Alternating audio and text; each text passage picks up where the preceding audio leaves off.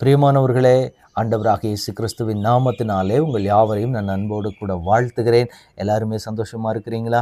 இந்த நாளிலே தேவனாகிய கர்த்தர் நம்மோடு கூட பேசுகிற ஒரு வார்த்தை என்னவென்றால், யாத்திராகமத்தின் புஸ்தகம் 15வது அதிகாரம் 10ஆம் வசனம். உம்முடைய காற்றை வீச பண்ணினீர், கடல் அவர்களை மூடிக்கொண்டது, திரளான தண்ணீர்களில் ஈயம் போல அமிழ்ந்து போனார்கள். எனக்கன்பான கர்த்தருடைய பிள்ளைகளே, இந்த வார்த்தை சொல்லப்படுகிற சூழ்நிலையை பார்க்கும்போது இஸ்ரவேல் ஜனங்கள் கிட்டத்தட்ட 400 வருஷத்திற்கும் மேலாக அடிமைப்பட்டிருந்த நிலைமை. ஆண்டவர் அந்த ஜனங்களினுடைய கதறுதலை கேட்டு மோசே என்கிற ஒரு இரட்சகனை அந்த இடத்துக்குள்ளாக அனுப்புகிறார்.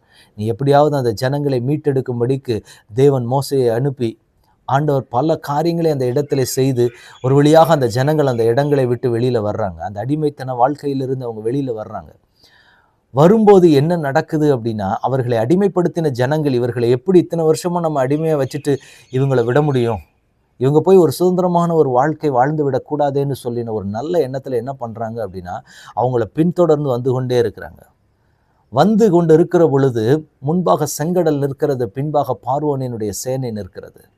அப்போ அந்த ஜனங்கள் முன்பாக போகிறதற்கு வழி தெரியாமல் தவித்து கொண்டிருந்த பொழுது ஆண்டவர் தம்முடைய தாசனாகிய மோசேயின் மூலமாய் சொல்லுகிறார், உன் கையில் இருக்கிற கோலை நீட்டி அந்த செங்கடலை பிளந்து விடு, அதன் வழியாக இஸ்ரவேல் ஜனங்கள் நடந்து போவார்கள் அப்படின்னு சொல்லி ஆண்டவர் சொல்லுகிறார். அப்போ போகும் பொழுது அந்த பாதை அவர்களுக்காக திறக்கப்பட்டது. செங்கடலிலே ஒரு வழி திறக்கப்பட்டு அந்த பாதையின் வழியாக அந்த ஜனங்கள் போய் கொண்டிருக்கிறார்கள்.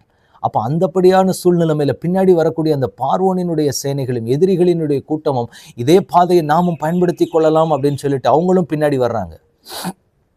இங்கே என்ன ஒரு சம்பவம் நடக்குது அப்படின்னு பார்த்தீங்கன்னா, ஆண்டவர் இஸ்ரவேல் ஜனங்களை பாதுகாப்பாய் கொண்டு போனார், ஆனால் பார்வோனினுடைய சேனைகளையோ கடலிலே மூழ்கடித்தார் என்று நாம் பார்க்கிறோம். எனக்கன்பான தேவனுடைய அது எப்படி நடந்தது அப்படின்னு சொல்லி தான் இந்த இடத்துல சொல்லப்பட்டிருக்கிறது. உம்முடைய காற்றை வீச பண்ணினீர், அவர்களை கடல் அவர்களை மூடிக்கொண்டது. எனக்கன்பான தேவனுடைய பிள்ளைகளை, ஒருவேளை இன்றைக்கு நாம நிற்கக்கூடிய சூழ்நிலைகள் எப்படிப்பட்டதாக சூழ்நிலைகளாக இருக்கு அப்படின்னா, அதுக்கு முன்பாக இருக்கிற வசனங்களை நாம் பார்க்கும்போது 9ஆம் வசனம் சொல்லுகிறது, தொடருவேன், பிடிப்பேன், கொள்ளையாடி பங்கிடுவேன், என் ஆசை அவர்களிடத்தில் திருப்தியாகும், என் பட்டயத்தை உருவுவேன், என் கைகள் அவர்களை சங்கரிக்கும் அப்படின்னு சொல்லி எல்லாம் இந்த இடத்திலே பகைஞர்கள் சொல்லுகிற ஒரு வார்த்தை. ஒருவேளை உங்களுக்கு விரோதமாக இருக்கிற ஜனங்கள் அப்படித்தானே சொல்லிட்டு இருக்கிறாங்க, உங்களை எப்படியாவது நான் ஒன்றுமே இல்லாமல் பண்ணிடுவேன், உங்கள் குடும்பத்தை நான் வாழ விட மாட்டேன். இன்னைக்கு இந்த ஜனங்கள் சொல்றது, தொடருவேன், பிடிப்பேன், கொள்ளையாடி பங்கிடுவேன், உங்களை நான் இருக்கவே விடமாட்டேன்னு சொல்றபடி இந்த ஜனங்கள் சொன்ன ஜனங்களுக்கு ஆண்டவர் கொடுத்த முடிவு இதுதான். இந்த வார்த்தை கேட்டுக்கொண்டிருக்கிற எனக்கன்பான தேவனுடைய பிள்ளைகளே, ஆண்டவர் செங்கடலை பிளந்து வழிவிட்டது இஸ்ரவேல் ஜனங்கள் போகுவதற்காக, பார்வோனினுடைய சேனை போகிறதற்காக கிடையாது. இதை மட்டும் தேவ பிள்ளைகள் புரிந்து கொள்ள வேண்டும். உங்களுக்கு உண்டாக்கி கொடுத்த பாதையிலே வழியே இல்லை, ஆனால் ஆண்டவர் உங்களுக்காக ஒரு பாதை அந்த இடத்துல உண்டாக்கி கொடுத்தார். ஆனால் இப்போ என்ன ஆகுது அப்படின்னா, அதுக்கு விரோதமாய் ஒரு கூட்டம் ஜனங்கள் நின்றுக்கிட்டு இந்த பாதை எங்களுக்குரியது தான், நாங்களும் இதில் வருவோம் அப்படின்னு சொல்லி வர்றாங்க.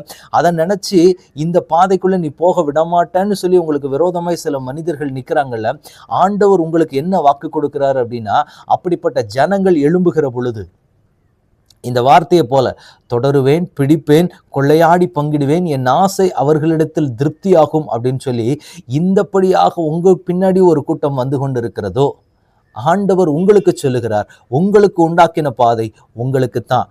அதுக்கு விரோதமா சில எதிரிகள் எழும்புனாங்க அப்படின்னா அவங்களுடைய முடிவு கொடூரமாக இருக்கும். இந்த இடத்துல ஆண்டவர் அவர்களுக்கு கொடுத்த முடிவை பார்க்கும்போது, உம்முடைய காற்றை வீச பண்ணினீர், கடல் அவர்களை மூடிக்கொண்டது. இன்றைக்கு ஆண்டவர் உங்களுக்கு சொல்லுகிறார், ஒரு காற்று வீச போகிறது, உங்கள் எதிரிகளை உங்கள் பக்கத்தில் கூட நெருங்க முடியாதபடிக்கு பாதுகாக்கிற ஒரு காற்றை ஆண்டவர் உங்களுக்காக வீச பண்ணுவார். உங்களை தொடர்ந்து இது எப்படியாவது இந்த பாதை ஆண்டவர் திறந்து கொடுத்திருக்கிறது உங்களுக்காக தான். இந்த வழியை ஆண்டவர் உங்களுக்கு திறந்து கொடுத்திருக்கிறது உங்களுக்காக தானே ஒழிய அவர்கள் போகுவதற்காக கிடையாது. ஆண்டவர் இன்றைக்கு உங்களுக்கு ஒரு வாக்குத்தத்தத்தை கொடுக்கிறார். என்ன அப்படின்னா, ஒரு காற்று வீச போகிறது, உங்கள் எதிரிகளை முறியடிக்கிற ஒரு காற்று வீச போகிறது. அந்த காற்று வீசப்படுவது என்ன நடக்கும் அப்படின்னா, உங்கள் எதிரிகள் இருந்த இடமே தெரியாதபடிக்கு அழிக்கப்பட்டு போவார்கள். நீங்க ஆண்டவர் உங்களுக்கு உருவாக்கி கொடுத்திருக்கிற அந்த பாதையில சந்தோஷமா போக போறீங்க. ஆண்டவர் இந்த நாளிலே உங்களுக்கு வாக்கு கொடுக்கிறார். எதிரிகளை விழப்பண்ணக்கூடிய ஒரு காற்று உங்கள் குடும்பத்தில் வீச போகிறது.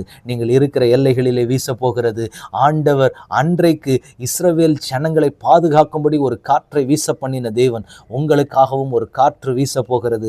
அது எதிரிகளினுடைய தந்திரங்களை, எதிரிகளினுடைய காரியங்கள் எல்லாவற்றையும் முறியடித்து அவர்களை ஒன்றுமில்லாமல் ஆக்கக்கூடிய தேவனுடைய மகிமையான காற்று உங்கள் மேல வீச போகிறது. இப்போ நம்ம செபிக்க போகிறோம். தகப்பனே, உம்முடைய கரங்களில் ஒப்பு கொடுக்கிறோம். தேவனாகிய கர்த்தர் இம்மட்டுமாய் உம்முடைய கிருபையின் வலக்கரத்தினால எங்களை மூடி வழிநடத்தி வந்ததற்காக ஸ்தோத்திரம். அன்றைக்கு இஸ்ரவேலர்களுக்கென்று உண்டாக்கின பாதையிலே எகிப்தியர்கள் பயணித்து போகிற பொழுது ஆண்டவரே அவர்களுக்கு விரோதமாக ஒரு காற்றை வீச பண்ணி அவர்கள் இருந்த இடம் தெரியாதபடிக்கு அவர்களை முறியடித்தீரே. இன்றைக்கும் உடைய பிள்ளைகளுக்கு விரோதமாக எத்தனை மனிதர்கள் எழும்புகிறார்களோ எல்லாருடைய கிரியைகளும் இயேசுவின் நாமத்தினாலே முறியடிக்கப்பட்டு அவர்கள் இருந்த இடம் தெரியாதபடிக்கு போகக்கூடிய ஒரு மகிமையான காற்றை, எதிரிகளை வீழ பண்ணுகிற ஒரு காற்றை கர்த்தர் வீச பண்ண போகிற தயவுக்காக உமக்கு ஸ்தோத்திரம். அதை செய்து நீர் எங்களை மகிழ பண்ணும்படி ஆண்டவரே உம்முடைய கரத்தில் எங்களை ஒப்பு கொடுக்கிறோம். ஆளுகை செய்யுங்க, வழி நடத்துங்க. இயேசு கிறிஸ்துவின் நாமத்தில் ஜெபம் கேளும் எங்கள் நல்ல பிதாவே. ஆமென், ஆமென், ஆமென். God bless you.